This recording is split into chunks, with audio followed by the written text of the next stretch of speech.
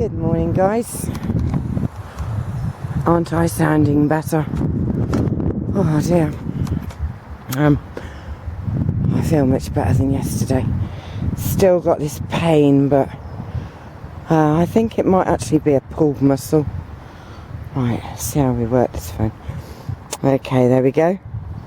7:04, and it's Thursday. I have a new phone. It's not a new one, but it's new to me.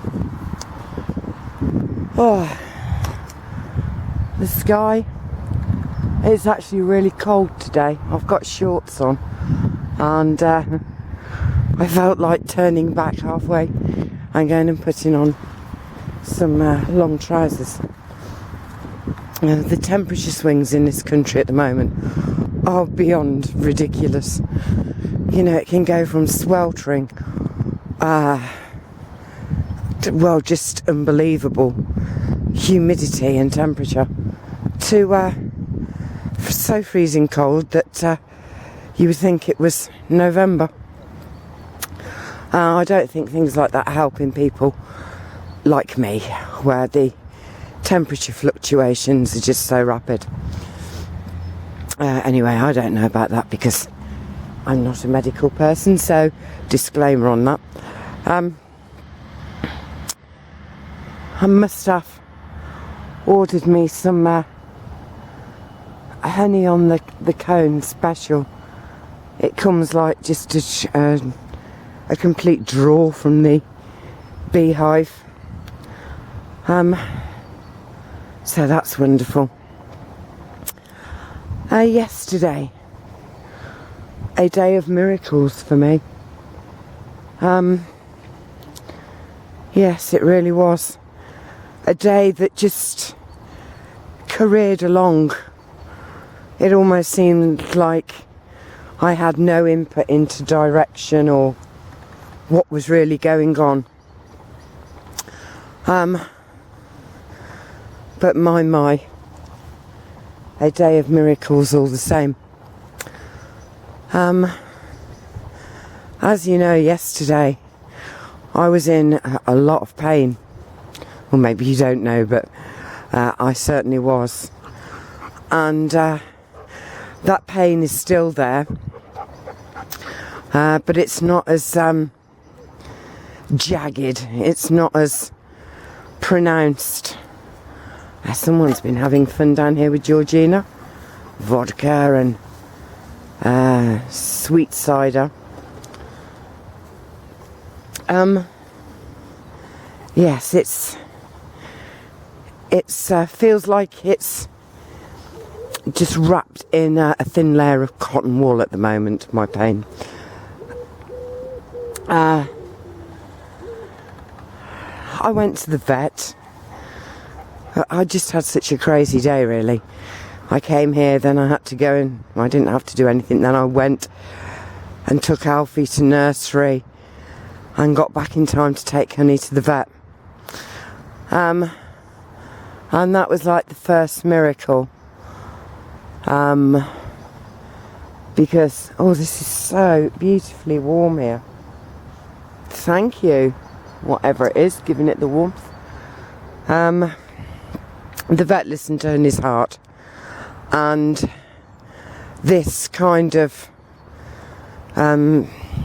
crazy bit of rhythm that was happening has subsided, and she said, "Hello, David.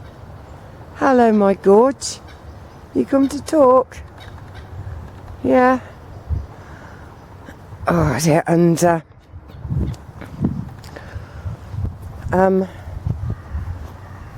she had spoken to the cardiologist, who said it would probably be one of three things: a tumour on her spleen, heart disease, or in rare cases it can happen through severe infection,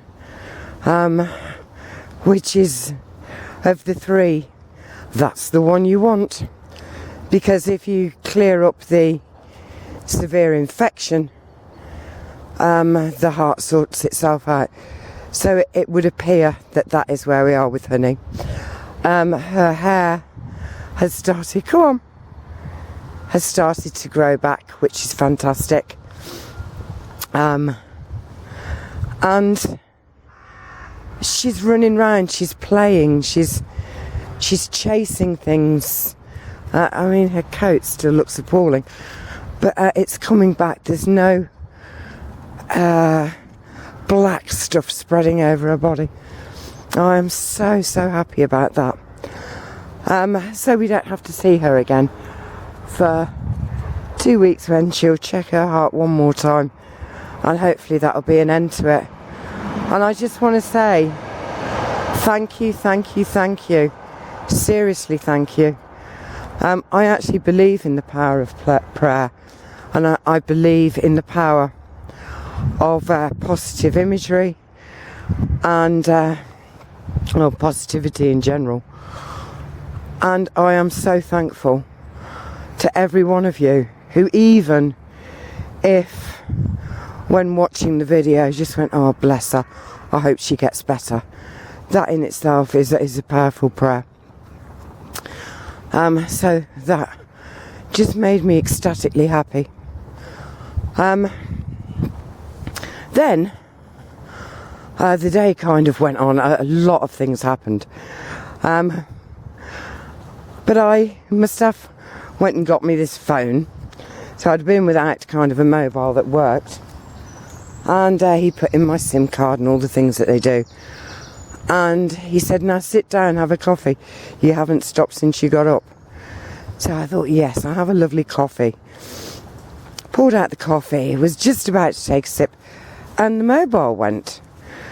I said, hello. It was an unknown number, and then I thought, well, maybe it is someone I know, but some of my numbers may have been stored to my mobile rather than the SIM card. I went, hello. And a voice said, are you Cameron's grandma? Hear the robins. It might be blackbirds, I don't really know. It does sound like a robin though, doesn't it? And I said, yes, I am.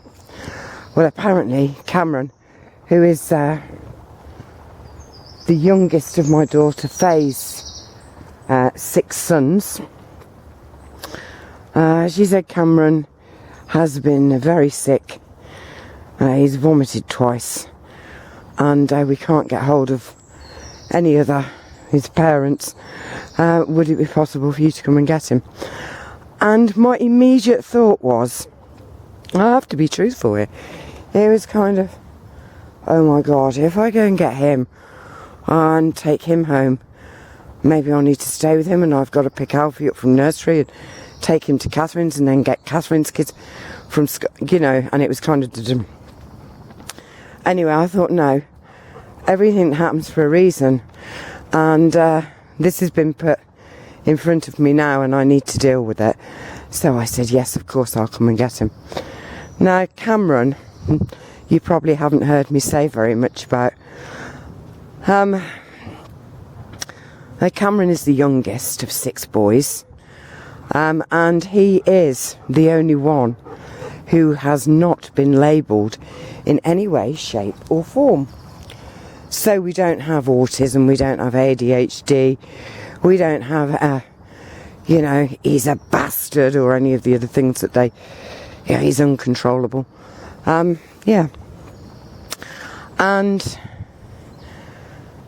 I haven't spent any time with Cameron, I realised, for a long time. Why? Because his behaviour is, in the whole and on the whole, or whatever the saying is, good. So, it's crazy, isn't it? So, I thought, right, there's a reason for this, and I'm going. So I went to pick him up, and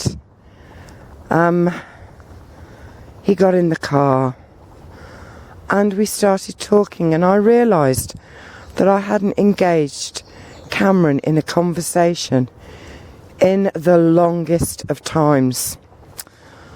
And here he was, sat next to me, my grandson, and I thought I say all these things to people, yet sometimes I'm totally unaware of the absence of what I'm saying in my own life. And so I talked to him because he's been scouted by Cov Boys, which is a football or a soccer team. English football. I don't know if it's English football. It is English football, but everybody else in the world plays it too. And I'm not claiming that we thought up the game. I have no idea of its history, really. So, yes, he has. And so I talked to him about that.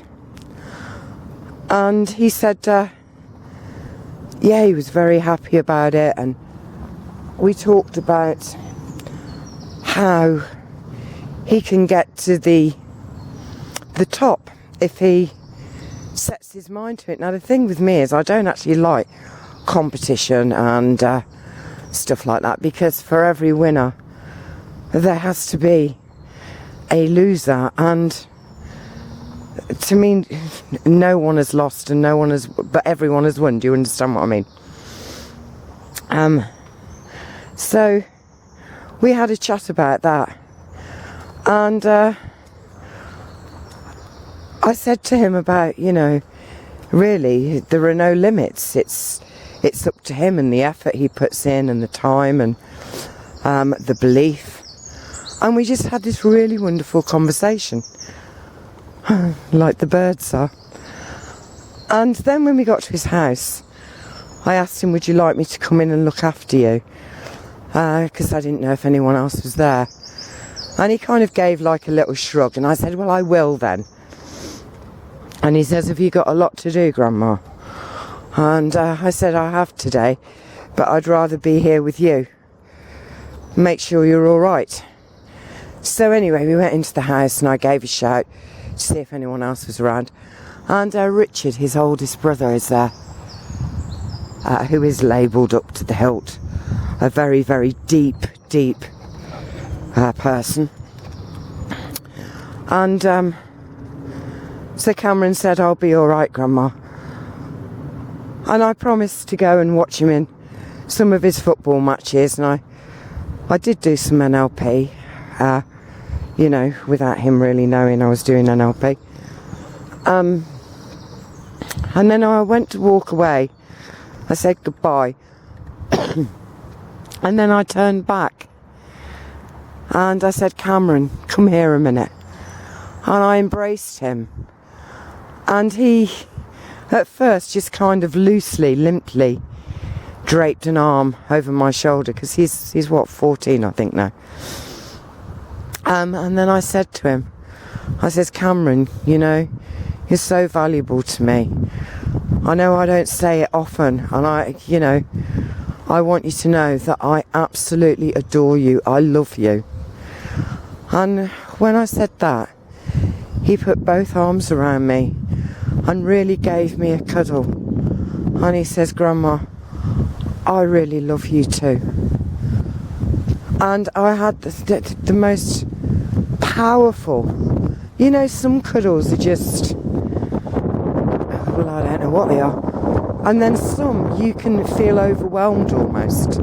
It was one of those. It was just lovely. And then I gave him a kiss. And he just says, thank you, Grandma. Thank you so much for coming to get me and bringing me home.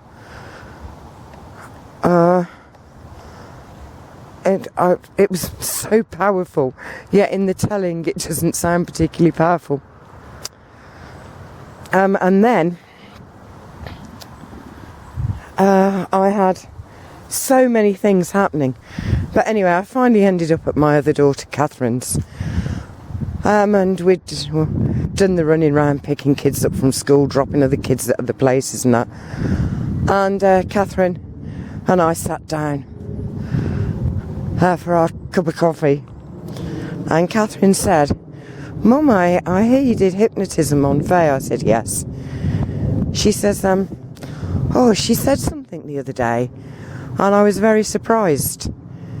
not her usual response with food. I said, oh, that's good. So she said, anyway, I was talking about it to some of my friends. She says, and I've got 3 people who would like to be hypnotised, if that's all right with you. They want to know what your charges are, how long it takes, and I was like, oh, right. You know, so it was like from having my conversation with God, and a whole host of things I had shouted and asked about and almost begged and pleaded.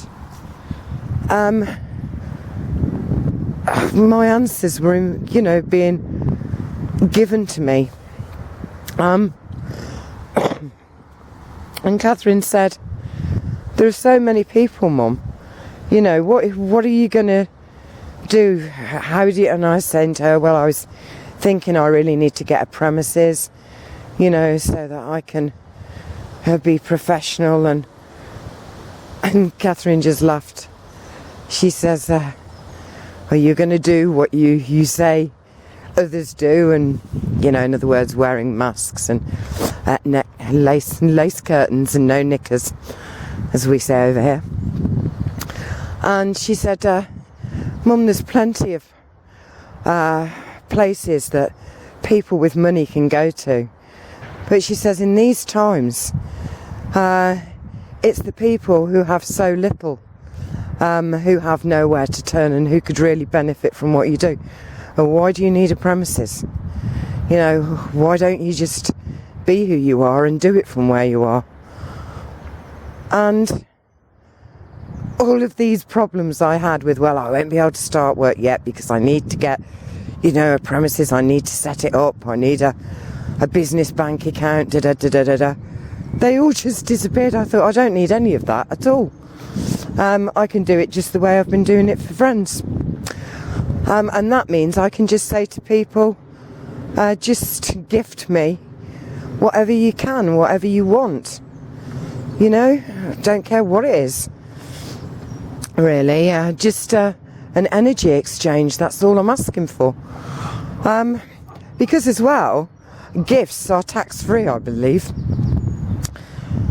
So that was wonderful. And then I was just going to bed and must have had the news on, so I thought, I'm going upstairs, I'm getting out of the way. I don't need to hear this, I don't want to hear it or see it or anything else. And he had it on RT, and just as I was about to leave the room, that it was live, the presenter said something about the force feeding in Guantanamo Bay, and I thought, Rose, just go, you don't need, because this is one thing I'm finding challenging me at the moment. And I almost got the impression in my conversation with God to just focus my attention to what I think would benefit the situation. This is what it's all about. Not looking for the problems, instead seeking solutions. This is what the message I had from God. I mean, God might be my own essence within, if you see what I mean. I'm not kind of saying I'm Moses or anything, just I don't want people getting stressy about that. Anyway, so I'm about to walk out the room and the presenter said, and now we're going live to someone, I think he was in London, UK actually, and he said, oh, can you tell us when or why you are going to go on hunger strike? And then I turned around and I thought, stay and listen to this. But then the feed went, so they couldn't speak, and I got to bed, which is what I wanted to do. Hi, David. But the thing is, it would appear that there are those who are going to go on hunger strike for those who are on hunger strike and being force fed, which was like something I thought about. It was a day of miracles. There were so many, it would probably take another video to list them all down. But the important thing is this, I feel. Hello, Angel.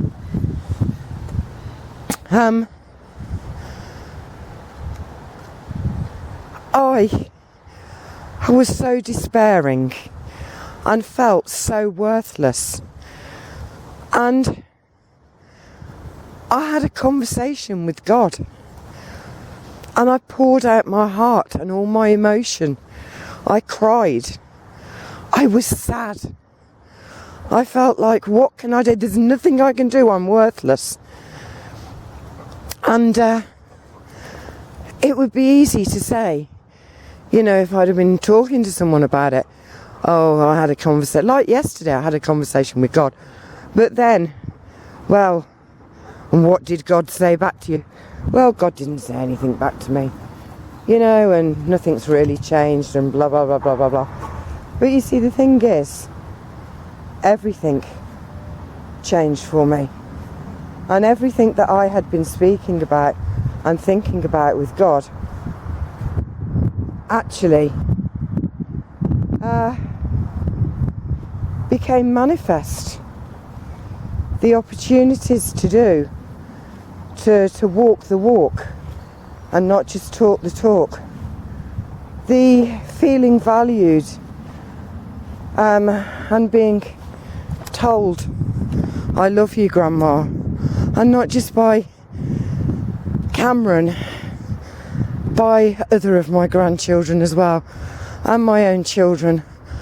It was a miraculous day, a day of miracles, and a day when I realised our connection to God is incredibly powerful. And if you really call on God from the depth of your heart, you will be answered.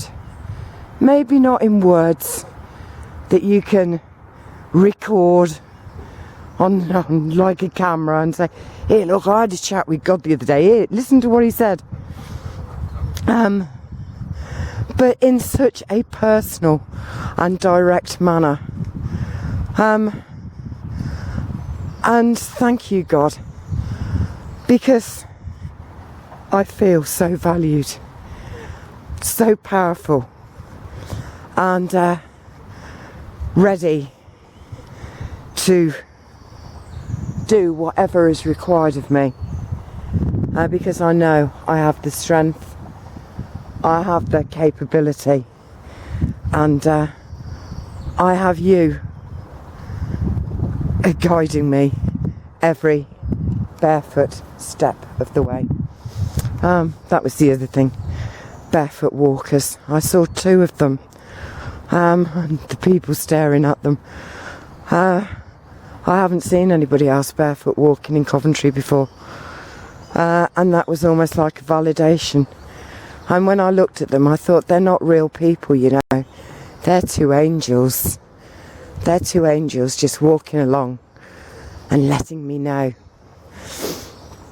Anyway, so, and I want to thank all of you as well. Thank you, thank you, thank you. I'm so grateful that you're all there. I'm so grateful for the support that people give.